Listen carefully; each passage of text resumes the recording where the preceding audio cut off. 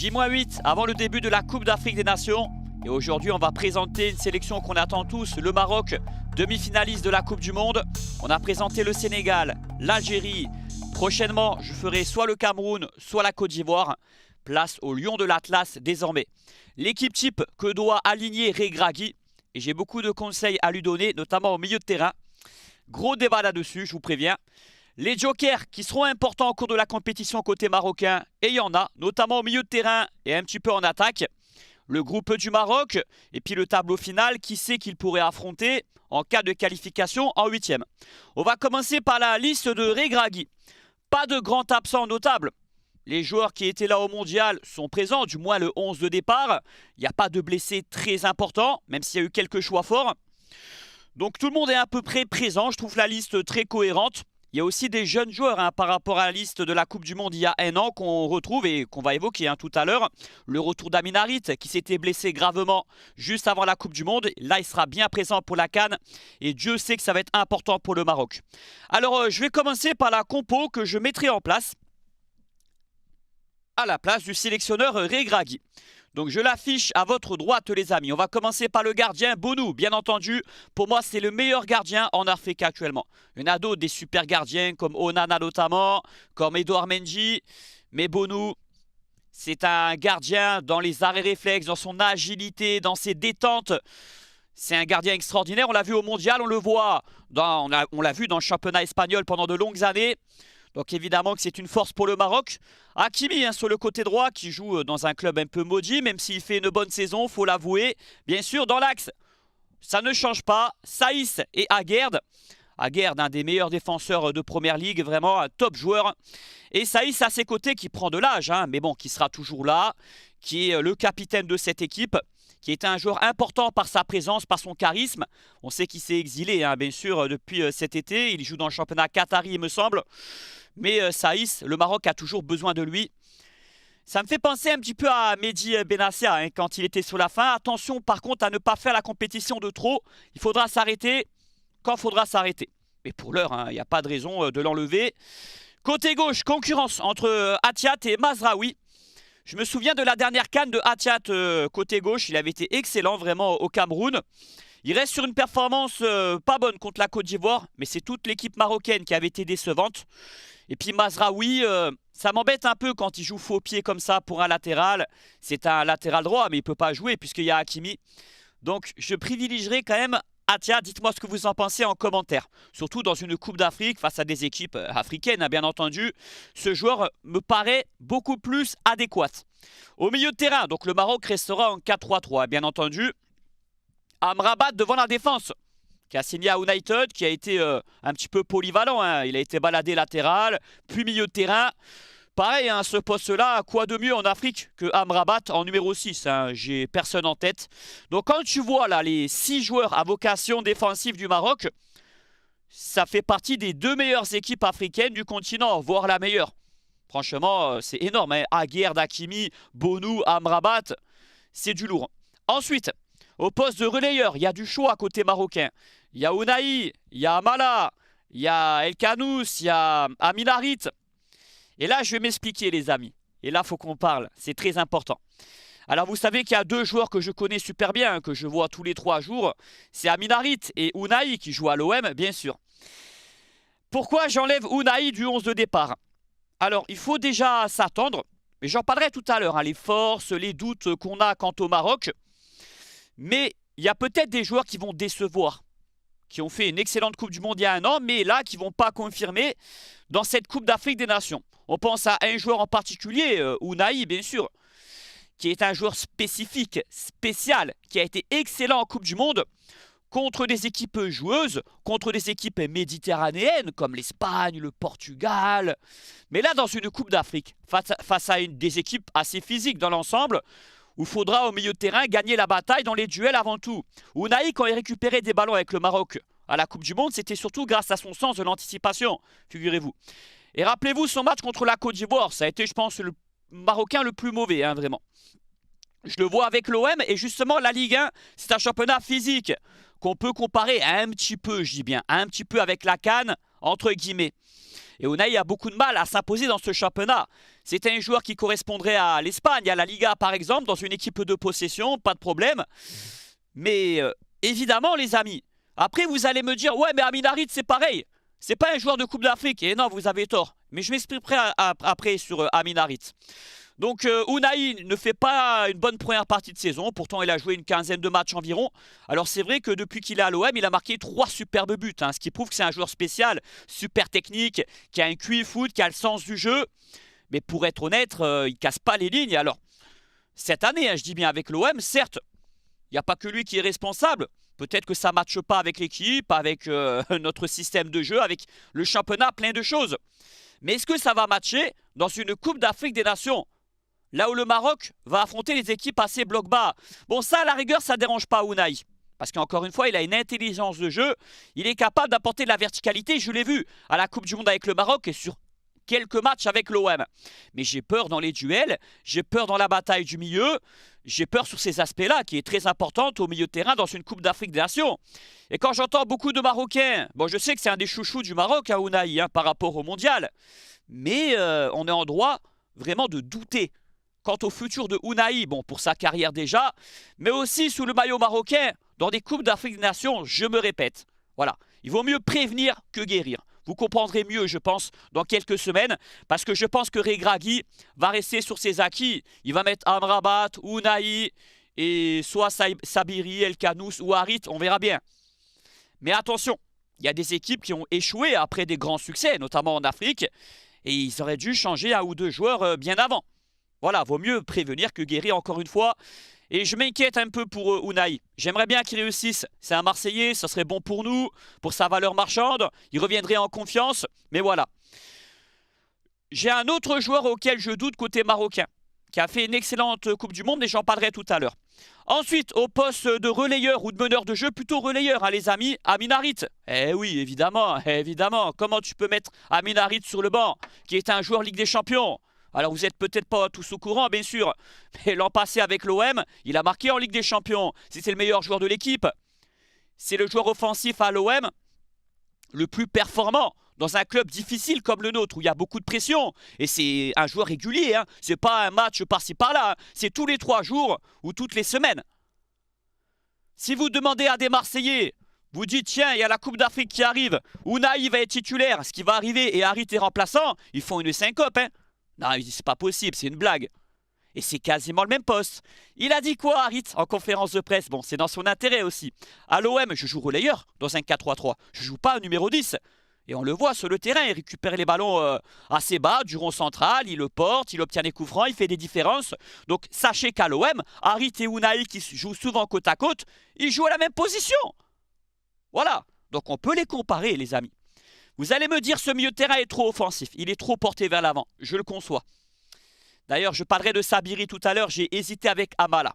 Ça dépendra de certains matchs. Mais déjà, restons focus sur Amin Harit, un joueur assez sous-coté par le Maroc. Pourquoi? Il y a des raisons. Ça fait un moment qu'il est là. Il était déjà là à la Coupe du Monde 2018, mais il était très jeune. Là, c'est plus le même joueur, les amis. Encore une fois, depuis qu'il est à l'OM, c'est plus le même. Il a évolué. Alors certes, il a fait 2-3 matchs avec le Maroc depuis qu'il est à Marseille. Mais on ne peut pas le juger là-dessus. Il faut mettre Amin Harit dans les meilleures dispositions, donc dans une position axiale plutôt que ailier. Il peut aussi jouer ailier gauche à la place de Boufal, mais ce n'est pas l'idéal non plus. Et il faut le maintenir pendant plusieurs matchs. Le Maroc ne peut pas se priver d'un tel joueur, surtout quand je vois ses concurrents qui ont des qualités, notamment le petit Sabiri. Amala, c'est pas mal, même s'il ne fait pas une grande saison. El Kanous, jeune de 19 ans, gros potentiel. Mais Harit, c'est au-dessus, les gars, faut arrêter. Attendez, la Ligue 1, comme je disais tout à l'heure, on peut la comparer un peu avec la Coupe d'Afrique des Nations sur certains aspects. Et Harit, il performe en Ligue 1. C'est pas un hasard, c'est pas un match de temps en temps. Donc là, je milite vraiment, et je suis très sérieux pour que Regragui mette Harit titulaire dans l'intérêt du Maroc, dans l'intérêt d'Harit, dans l'intérêt de l'OM aussi. Mais à la place d'Unai ou à la place d'un autre, vous m'avez compris. Ouais, non, mais on voit les matchs, nous les Marseillais, et puis je connais bien ce joueur Amin Harit. Il n'a pas eu de chance en fait, il est un peu maudit en sélection jusqu'à présent. Mais ça ne veut pas dire que ça ne sera jamais un joueur de sélection. Il peut jouer une canne, il peut être performant malgré son petit gabarit, son côté dribbleur. que je sais ce que vous allez me dire en commentaire. Attends, tu sors Unai du 11 titulaire parce qu'il ne sera pas présent dans les duels, etc. Et pourquoi tu mets Amin Harit? Harit est capable d'obtenir des coups francs. Harit, dans les 30 derniers mètres, va faire mal. Même dans des matchs fermés, même contre des équipes resserrées. Il a progressé dans l'intelligence de jeu. Dans les petits espaces, il est excellent. Et puis dans la récupération, encore une fois, à l'OM, il joue quasiment numéro 8. Il va te gratter quelques ballons, il n'y a pas de problème. Même si c'est pas Amrabat non plus. Donc n'ayez pas peur. Maintenez Amin Harit titulaire à la Coupe d'Afrique des Nations. Et c'est pas trop demandé. Je demande pas. Je demande pas. Ça va. En Ligue des Champions, l'an passé contre le Sporting, il a fait l'amour à Ugarte, là, le Parisien, les matchs aller-retour. Excellent tous les week-ends avec l'OM, pratiquement, contre des grosses équipes. Ce joueur, bien sûr, Regragui regarde les matchs. Et je pense que Regragui, il aime bien d'ailleurs. Je pense qu'il va le mettre titulaire. Enfin, aux côtés d'Unai et Amrabat, j'ai un doute. Qui c'est qui va mettre? On verra bien. Ça va se jouer entre Amala, Sabiri et Harit. Donc voilà, j'ai fini pour les deux Marseillais, Unai et Harit. Vous m'avez bien compris. Donc Unai, j'ai des doutes sur lui. Même en sélection. Alors pour ceux qui disent, ouais mais c'est un joueur de sélection, c'est pas un joueur de club. Surtout pas fait pour l'OM.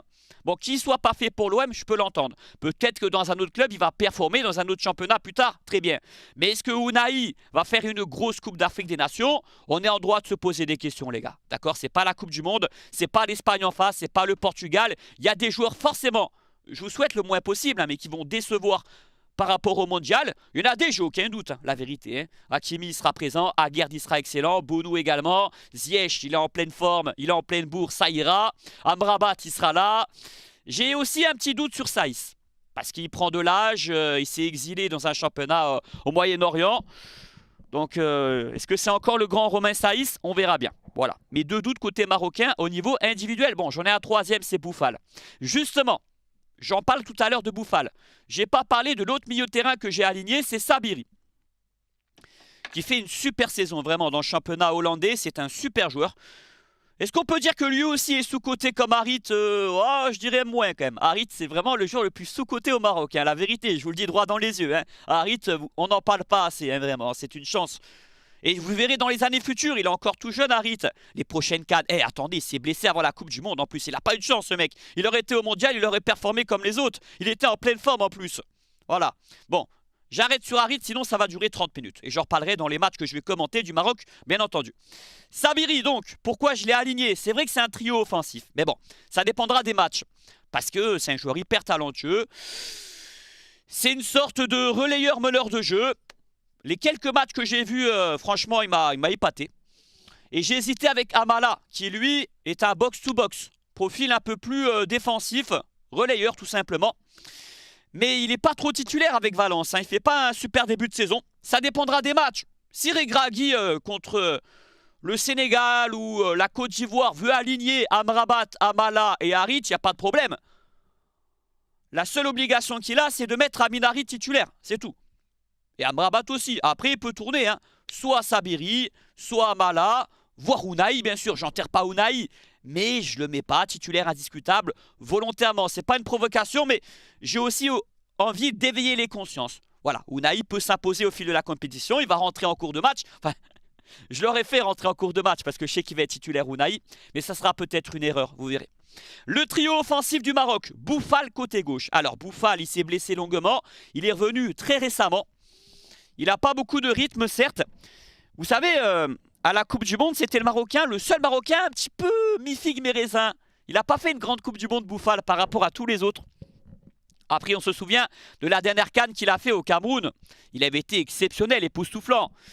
J'ai hésité aussi, franchement. Bon, il y a le petit Abdé, Adli, qui peuvent le concurrencer, et encore. J'aurais pu mettre Harit côté gauche, mais encore une fois, il n'est pas mis dans les meilleures dispositions à ce poste-là. Donc non, je mets bien Boufal quand même. Il y a un match de préparation pour le Maroc qui ne sera pas diffusé. Parce que c'est un joueur spécial, extraordinaire, et le Maroc a besoin de lui, bien sûr, sur le côté. Ziyech sur l'aile droite, je répète, il fait une bonne saison en Turquie. Vraiment, Ziyech, il a fait une grosse Coupe du Monde. Son duo avec Hakimi était extraordinaire. Il a marqué des buts importants. Il a porté son statut de meilleur joueur du Maroc offensif grandement. Et en attaque, En Nesyri qui fait un début de saison moyen. Il a marqué 5 buts avec Séville. Moi j'aime bien En-Nesyri, c'est un joueur qui se bat. Il a été parfois critiqué pour son manque d'efficacité. Il me fait un peu penser à Slimani, sauf qu'il a un gabarit un peu plus petit. Le Slimani d'il y a quelques années, tu peux pour son côté battant. Et je me rappelle de son but contre le Portugal, là, son coup de tête sur un centre de Athiat notamment. Donc En-Nesyri doit être titulaire devant. Maintenant, je vais passer au joker important. C'est-à-dire les remplaçants qui peuvent évoluer au cours de la compétition ou rentrer en cours de match. Alors, regardez. En défense, j'ai mis Mazraoui en concurrence avec Athiat. Uniquement. Sinon, la charnière, elle est faite, elle est constituée. Et côté droit, personne ne remplacera Hakimi. À moins d'une blessure. Bien sûr, il y a des joueurs qui ont été appelés à ce poste-là. Mais ils ne seront pas utilisés, sauf en cas de besoin, les gars. Il faut être honnête. Au milieu de terrain, il y a du monde aussi au Maroc. J'ai parlé de l'Algérie hier, qui avait un milieu de terrain très quantitatif. Le Maroc aussi. El Khanous sur le banc, tout comme Ounahi et Amala. Alors c'est vrai qu'Amala c'est plus un 8 qu'un 6. Ounahi c'est un vrai 8. Et El Khanous c'est un vrai 8 ou meneur de jeu. El Khanous, tout jeune joueur. J'ai aimé son match contre le Brésil là, au mois de mars. Vraiment il avait montré des grandes qualités. En plus un supporter de l'OM. Peut-être qu'on le verra à l'OM, qui sait un jour. Ounahi donc. Voilà, je me suis déjà assez expliqué sur lui. Mais je souhaite tout le meilleur à Ounahi. Mais les gars... Et puis je vois pas assez de choses sur Ounahi côté marocain. Je vois pas assez de doutes parce qu'il a tellement été époustouflant à la Coupe du Monde qu'on n'anticipe pas ces choses-là. Mais moi je le vois à l'OM, je me suis posé des questions et il y a de quoi franchement. Et Amala donc, Amala que je ferai jouer certains matchs à la place de Sabiri. J'ai bien répété tout à l'heure. Sinon, au poste d'ailier, il y a Adli. Adli qui joue à Leverkusen, qui est décisif d'ailleurs avec son club cette année. Un ailier pur. Et le petit Abdé. Donc pour moi, ça doit être des remplaçants. Je ne sais pas ce que vous en pensez. Je pense que la plupart des Marocains sont d'accord avec mon trio d'attaque et le fait de titulariser Bouffal. Je me suis un peu renseigné. Bon, je n'ai pas été dans le sens de la compo de tous les Marocains. Vous l'avez vu à droite. J'ai enlevé Ounahi, ce qui est quasiment unique. Donc Abdé et Adli en cours de match, en joker, ça leur convient très bien. Ils n'ont pas encore... les épaules pour être titulaires, loin de là, mais c'est des joueurs de qualité, attention. Et puis, il y a un concurrent important à En-Nesyri. C'est Tissou Dali qui est en forme, qui marque beaucoup de buts cette saison.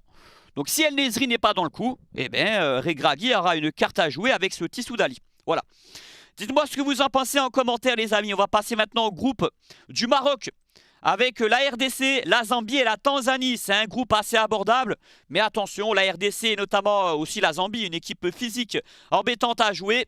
C'est pas à gagner d'avance. Mais le Maroc a l'ambition, bien sûr, de finir premier par rapport au tableau final. Regardez ce que je vous mets à l'écran. Si le Maroc finit premier de son groupe, ils affronteront le deuxième du groupe E. Soit la Tunisie, soit le Mali ou l'Afrique du Sud. En fait, le groupe du Maroc, il est assez cool. Mais ce qui fait peur pour le Maroc, c'est les huitièmes de finale. Je vais vous expliquer pourquoi. Donc si tu es premier, tu affrontes Tunisie, Mali ou Afrique du Sud. Si tu es deuxième, tu affrontes l'Égypte ou le Ghana. Eh bien, c'est pas un cadeau. Huitième de finale, Maroc-Ghana ou Maroc-Égypte, c'est pas un cadeau. Ben ouais, les gars. Deuxième groupe F, deuxième groupe B. Et si le Maroc est troisième, tu affrontes Sénégal ou Algérie. Logiquement, bien sûr. Logiquement. Parce que le Sénégal devrait finir premier comme l'Algérie. Voilà. Donc... Le huitième de finale sera corsé pour le Maroc, quoi qu'il arrive. On va finir, les amis, avec les forces de la sélection marocaine. Donc là, je vais parler collectivement. J'ai évoqué les joueurs individuellement et les doutes que j'ai. Alors, les forces du Maroc, c'est quoi? C'est encore une fois la 6 défensive. Ça soit les 4 défenseurs, le gardien, le milieu récupérateur Amrabat. C'est ce qui se fait de mieux en Afrique et largement. Ensuite... il y a une dynamique, une confiance depuis la Coupe du Monde qui est indéniable. Et il y a une motivation de gagner, j'aurais dû en parler au début de la vidéo, un trophée comme la CAN qui échappe au Maroc depuis 1976. Bien sûr, pour les Marocains, ça commence à faire très long. Le Maroc a gagné une fois la CAN, ce n'est pas assez et puis ça date en plus. En 76, je répète. Est-ce que le Maroc... est-ce que les joueurs auront la grosse tête après la Coupe du Monde qui a eu lieu il y a un an? On s'est tous posé la question. Mais au final, je ne pense pas. Parce qu'ils ont été assez prévenus. Regragui aura ce rôle-là de motiver tout le monde, de leur dire qu'aucun match sera facile, que le Maroc sera attendu au tournant par les adversaires, plus que d'habitude. Ils seront surmotivés, les équipes en face, de jouer le Maroc. Demi-finaliste de Coupe du Monde, la seule équipe africaine à avoir atteint le dernier carré, bien sûr. C'est une performance, quoi qu'on dise. Et je ne pense pas que le Maroc prendra les matchs à la légère. Peut-être que le Maroc va décevoir. Peut-être qu'il y aura un échec dès les huitièmes de finale ou je ne sais pas. Mais ça sera à cause de lacunes collectives, de faillites individuelles ou autres. Voilà. Là, c'est une compétition différente que la Coupe du Monde. Surtout vu les adversaires que le Maroc a affrontés au Mondial. Je répète, l'Espagne, Portugal, Belgique et j'en passe. C'est pas du tout les mêmes adversaires. Le Maroc, sur le papier, on va remettre l'équipe titulaire que je mettrai en place. C'est une très très belle équipe. Hein. J'ai parlé du secteur défensif qui est excellent. Les créateurs, c'est sympa quand même. Harit, Sabiri. Et puis le trio Ziyech, Boufal, El Nesri. C'est pas mal du tout. Le Maroc fait partie pour moi des 3, voire 4 favoris au pire de la CAN. Top 3, top 4 de la CAN, le Maroc en fait partie. Je ne vais pas faire de classement les gars, volontairement. Parce que, voilà, pour plusieurs raisons. Mais pour chaque équipe, je donnerai où c'est que je les situe. Maroc, c'est top 3, top 4 des favoris. Voilà mon avis. N'hésitez pas en commentaire à donner votre point de vue sur tout ce que j'ai dit, à mettre un petit like en bas de la vidéo. Voilà, je pense avoir été complet hein, sur le 11 de départ, sur les joueurs Joker. Donc sur la plupart des joueurs dans la liste hein, de Regragui, du moins ceux que j'ai évoqués, c'est ceux qui auront du temps de jeu.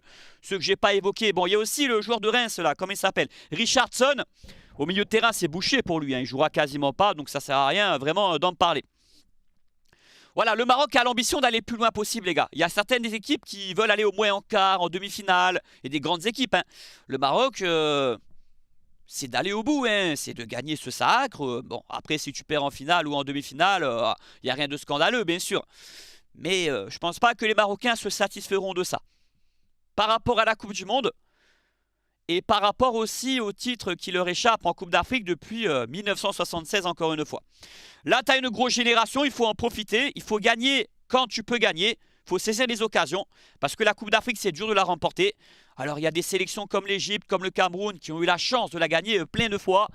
Mais ce n'est pas donné à tout le monde, et je pense qu'à l'avenir, ça va beaucoup tourner, encore une fois.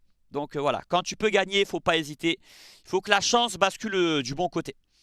Voilà pour cette équipe talentueuse hein, du Maroc. J'ai quelques doutes sur Ounahi, sur Saïs. Le reste, ils seront au rendez-vous. Et bien sûr... est-ce qu'une équipe sera capable de piéger le Maroc? Il y a des équipes qui peuvent le faire. On ne va pas se le cacher, il y a des grosses équipes africaines. C'est la CAN. Donc le Maroc ne va pas arriver les mains dans les poches. Hein. Il va falloir batailler pour aller à la victoire finale et aller le plus loin possible. En tout cas, message à Regragui, Amin Harit, titulaire. Et je ne fais pas du favoritisme. Hein. La preuve, j'ai écarté Ounahi. C'est dans l'intérêt du Maroc que je m'adresse à tous les Marocains. Là, ça suffit. Hein. Harit, tu dois l'installer match après match. Ce que j'entends, j'écoute hein, les débats. Non, Harit, c'est un remplaçant, un joker. Et tu rigoles ou quoi? Non, mais c'est une blague. C'est pas possible de dire ça. Non, non, non. Harit, c'est pas un remplaçant. Il est sous-coté, je sais. Mais vous verrez un petit peu dans les années futures que ça va être un joueur très important du Maroc. Peut-être, allez, oui, un des joueurs les plus importants de la sélection. En tout cas, il a tout pour. Et c'est bon, ça va prendre, hein.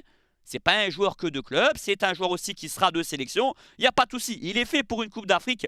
J'ai expliqué pourquoi au début de la vidéo. Voilà, allez, prenez soin de vous. N'oubliez pas le petit pouce en bas de la vidéo si vous avez apprécié le contenu. Et prochaine vidéo, ça sera le Cameroun ou la Côte d'Ivoire. J'hésite, on verra ce que je fais. Allez, à bientôt. Ciao, ciao.